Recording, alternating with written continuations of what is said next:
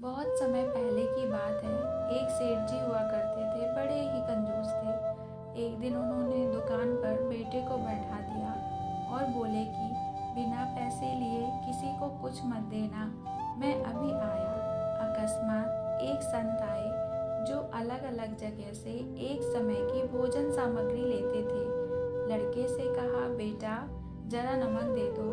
लड़के ने संत को डिब्बा खोलकर एक चम्मच नमक दिया। सेठ जी आए तो देखा कि डिब्बा खुला पड़ा था। सेठ जी ने कहा कि क्या बेचा? बेटा बोला, एक संत जो तालाब पर रहते हैं उनको एक चम्मच नमक दिया था।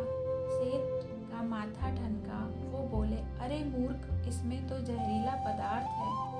अब सेठ जी भागकर संत जी के पास गए। तब संत भोजन बनाकर भगवान का भोग लगाकर खाने की थाली लेकर बैठ चुके थे। सेठ जी दूर से ही बोले, महाराज रुकिए, आप जो नमक लाए थे नमक नहीं था बल्कि जहरीला पदार्थ था। कृपया करके आप भोजन ग्रहण ना करें। संत जी बोले, भाई हम तो प्रसाद लेंगे ही, क्योंकि भोग लगा दिया है। भोग लगाकर भोजन छोड़ नहीं सकते। अगर भोग नहीं लगाते तो भोजन बेशक छोड़ देते। ये कहकर संत ने भोजन को प्रसाद समझकर खाना शुरू कर दिया। सेठ जी के होश उड़ गए। वो रात भर वहीं बैठे रहे।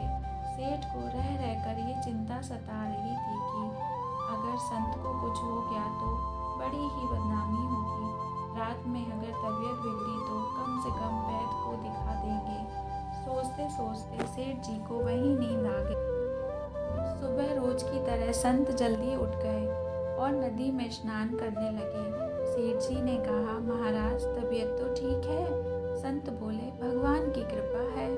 इसके बाद वे पूजा के लिए मंदिर गए। जैसे ही संत ने मंदिर का दरवाज़ा खोला तो देखा कि भगवान के श्री विग्रह के दो भाग हो गए हैं और शरीर काला पड़ गया है। ये देखते ही सेठ समझ गया कि भक्त के अटल विश्वास को देखकर भगवान ने भोजन का जहर भोग के रूप में स्वयं ग्रहण कर लिया और भक्त को प्रसाद ग्रहण कराया। इसके बाद सेठ ने तुरंत घर जाकर बेटे को दुकान सौंप दी और संत की शरण में आकर भक्ति करने लगा।